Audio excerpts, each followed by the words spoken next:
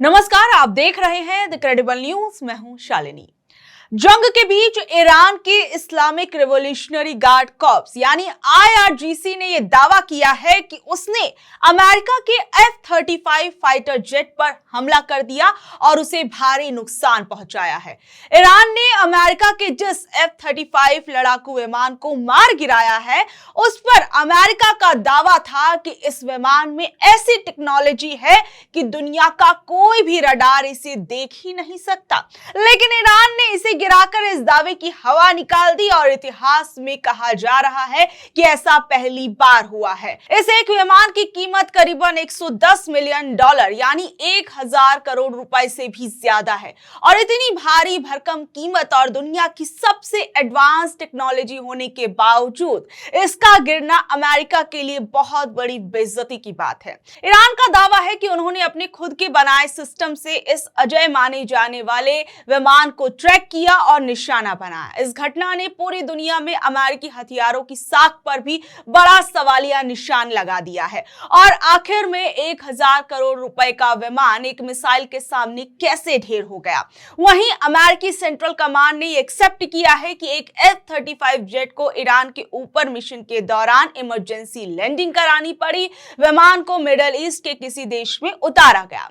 वहीं एक और घटना सामने आई। ओवल ऑफिस में जापानी प्रधानमंत्री सनाए तकाइची के साथ डोनाल्ड ट्रंप की एक बैठक चल रही थी और इसी दौरान डोनाल्ड ट्रंप ने सेकेंड वर्ल्ड वॉर के दौरान पर्ल हार्बर पर हुए जापानी हमले का मजाक उड़ाया। जब एक पत्रकार ने उनसे पूछा कि उन्होंने ईरान पर हमला करने से पहले अपने सहयोगियों को भरोसे में क्यों नहीं लिया, तो ट्रंप ने कहा कि वो सरप्राइज चाहते थे और तंज कसते हुए बोला कि सरप्राइज के बारे में जापान से बेहतर कौन जानता है। उन्होंने आगे बढ़कर तकाइची से यह भी पूछ लिया कि आपने मुझे पर्ल हार्बर के बारे में क्यों नहीं बताया था, जिससे कमरे में सन्नाटा पसर गया और जापानी प्रधानमंत्री असहज हो गए। ये टिप्पणी इसलिए भी विवादों में है क्योंकि पर्ल हार्बर हमले में हजारों अमेरिकन मारे गए थे।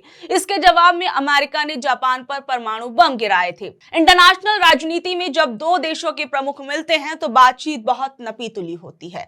ट्रंप ने एक ऐसी संवेदनशील मुद्दे को मजाक में बदल दिया जिसने अमेरिका और जापान के बीच सबसे भयानक युद्ध की शुरुआत की थी। जापानी प्रधानमंत्री सनाए तकाइची के लिए ये बेहद जो स्थिति थी असहज थी क्योंकि जापान आज एक शांतिवादी देश है और वो अपने सैन्य इतिहास की आक्रामकता से खुद को दूर रखता है। इस बैठक का एक बड़ा हिस्सा ये भी था कि ट्रंप चाहते थे कि जापान जो है वो स्ट्रेट ऑफ हॉर्मुज की सुरक्षा के लिए अपनी सेना भेजे, लेकिन जापान के लिए मुश्किल है क्योंकि उनका 1947 का संविधान उन्हें युद्ध करने या आक्रामक सैन्य गतिविधियां करने से रोकता है। और कहीं ना कहीं ट्रंप की ये बात एक तरीके से जापान पर दबाव बनाने वाली बात के तौर पर भी देखा जा रहा है। इस बीच इजरायली प्रधानमंत्री बेंजामिन नेतन्याहू ने कल उन रिपोर्ट्स का खंडन किया जिसमें यह कहा गया कि इजरायल ने अमेरिका को ईरान के साथ संघर्ष में घसीटा है। नेतन्याहू ने इन दावों को फर्जी खबरें करार दिया। वहीं दूसरी ओर उन्होंने यह तक कह दिया कि ये मनगढ़ंत बातें हैं, हमने यूएस को इस मामले में घसीटा है। ये न सिर्फ मनगढ़ंत है बल्कि हास्यास्पद भी है कि क्या सचमुच किसी को ऐसा लगता है कि कोई राष्ट्रपति ट्रंप को बता सकता है कि उन्हें क्या करना है।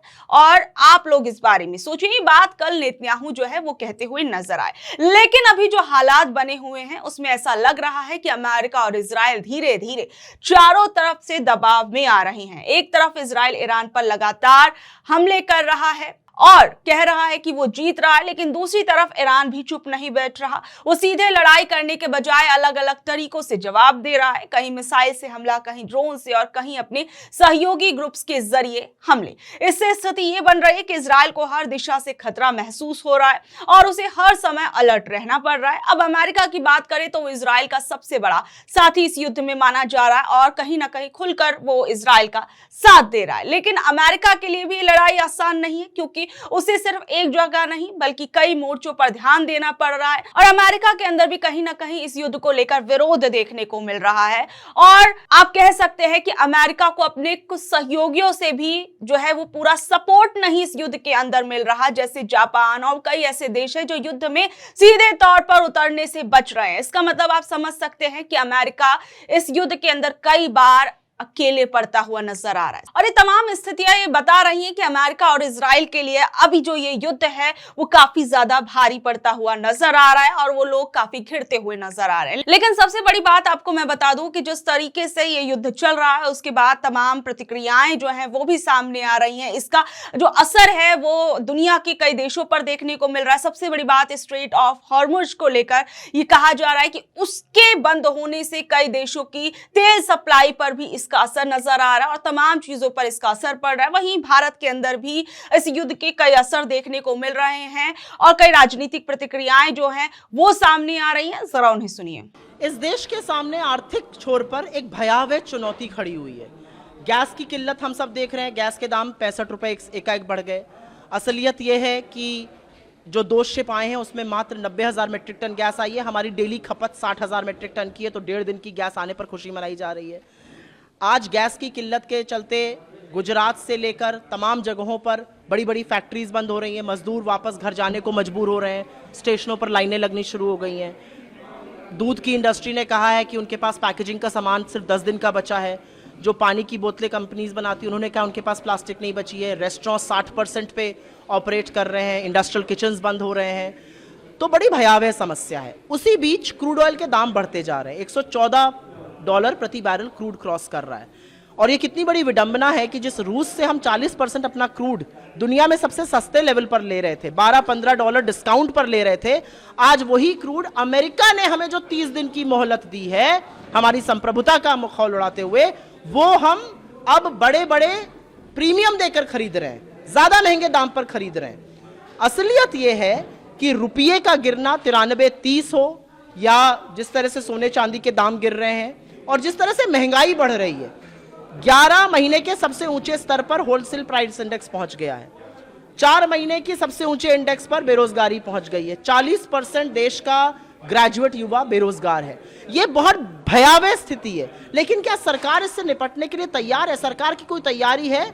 मुझे लगता है सरकार जो है वो मुगालते में जी रही है। सरकार को कोई फर्क नहीं पड़ रहा है कि लंबी लंबी लाइनें लगी हुई हैं, 4 नौकरशाहों को बिठाकर ये कह दो कि जो कुछ सब कुछ किल्लत ही नहीं है, सब कुछ ठीक चल रहा है।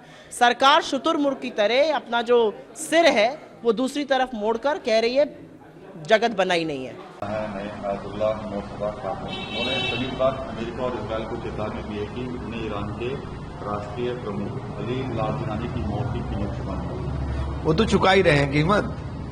उन्होंने तो तय कर लिया कि हमें मरना है, तो जिनने उन्हें मरना है उनकी आप कुछ कर नहीं सकते। उन्होंने तो शहादत को कबूल कर लिया।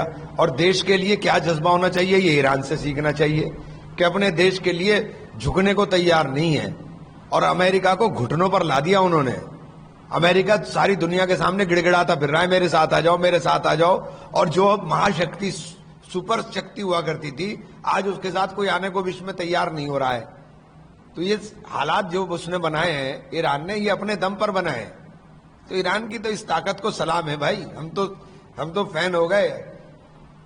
हमारा भी यही रवैया हुआ करता था कि भाई सामने, लेकिन आज हमारा देश इतने कमजोर नेतृत्व के हाथ में है कि हम लोग ना दोस्तों के दोस्त रहे ना दुश्मनों के दुश्मन। तो ईरान के जो राष्ट्रपति हैं उन्होंने खुफिया मंत्री इस्माइल खतीब की हत्या की जानकारी दी और इसे कायरतापूर्ण हत्या करार दिया। वो तो जानकारी दे रहे हैं, जो शहीद हो रहा है उसको बता रहे हैं, लेकिन वहां नहीं पता चल रहा है। तेल अवीव में तेल अवीव को खंडर बना दिया।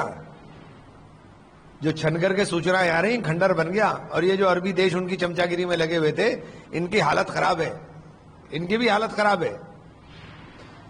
जो संयुक्त राज्य अमेरिका की खुफिया प्रमुख हैं जिनकी बात, उनका कहना है कि पाकिस्तान अमेरिका के लिए सबसे बड़े परमाणु खतरे में से एक है।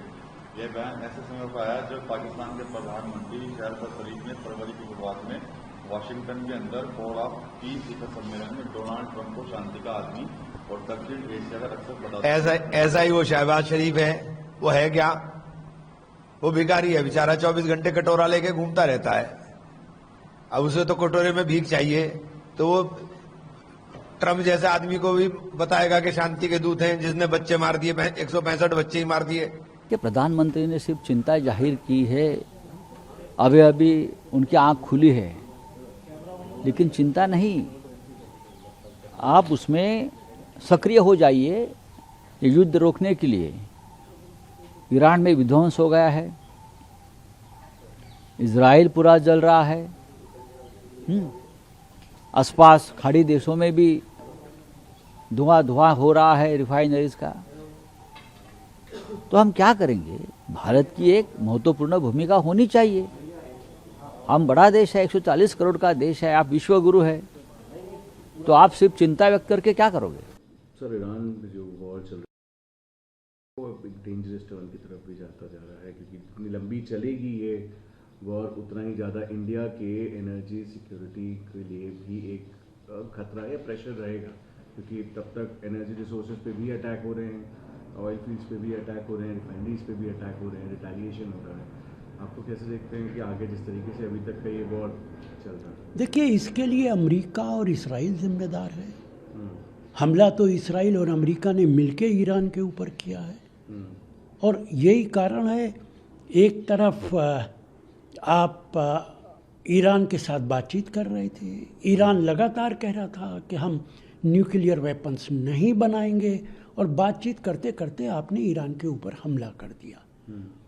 एक तरीके से देखा जाए तो इससे बड़ा धोखा नहीं हो सकता है, और किसी हेड ऑफ द स्टेट को शोभा नहीं देता है कि इस तरीके का धोखा दिया जाए, और ऐसा उन्होंने पहले भी किया था, और अब पूरी दुनिया के लिए परेशानी खड़ी की है। पेट्रोल डीजल की कीमत आसमान छूती चली जा रही है। इसके लिए अमेरिका और इसराइल दोनों जिम्मेदार हैं। आखिरी प्रश्न मेरा रहेगा, अब उन्होंने कहा है कि जो मोदी गवर्नमेंट का स्ट्रैटेजिक साइलेंस है इस कॉन्फ्लिक्ट को लेके, वो एक मॉरल ग्रैंड स्टैंडिंग के खिलाफ ये बोला है कि ये हमारे नेशनल इंटरेस्ट को प्रोटेक्ट करता है, और जिससे कम्युनिकेशन के जो चैनल्स हैं वो ओपन रहें। आपका क्या मानना है सर? क्या गवर्नमेंट ऑफ इंडिया की ये पॉलिसी रही है जो? देखिए, हमारी विदेश नीति का इससे ज़्यादा फेल्योर नहीं हो सकता है। ईरान के हेड ऑफ द स्टेट को मारा जाएगा और हम खामोश बैठे रहेंगे? भारत सरकार एक बयान ये भी नहीं देगी कि हमें अफसोस है? ईरान का जो शिप हमारा मेहमान था, 150 लोग उसमें भरे हुए थे, हम उनकी लुक आफ्टर कर रहे थे, और जैसे ही हमारे घर से निकल के वो इंडियन ओशन के अंदर जाता, अमेरिका उन्हें हमला करके उन्हें जान से मार देता है, हम उस पर भी खामोश रहते हैं। ये कौन सी विदेश नीति है? कौन इसको अप्रिशिएट करेगा? हम भारत सरकार को रिएक्ट करना चाहिए था। सही को सही और गलत को गलत जब तक हम नहीं कहेंगे, दुनिया में हमारी इज्जत घटेगी, इज्जत बढ़ नहीं सकती है। और यही नतीजा है कि आज सारे पड़ोसी हमारे खिलाफ हैं। नेपाल हमारे खिलाफ, पाकिस्तान हमारे खिलाफ, लंका हमारे खिलाफ, बांग्लादेश एक नया मुल्क बना जिसको हमने बनाया, वो हमारे खिलाफ। ये हमारी विदेश नीति ही है जिसने हमारे पड़ोसियों को हमारा दुश्मन बना दिया है। तो बहरहाल आप लोग अब इस बारे में क्या कुछ कहेंगे, नीचे दे कमेंट बॉक्स में अपनी राय जरूर बताइएगा, और ऐसे अपडेट से जुड़े रहने के लिए देखते रहिए द क्रेडिबल न्यूज। मैं हूं शालिनी, धन्यवाद।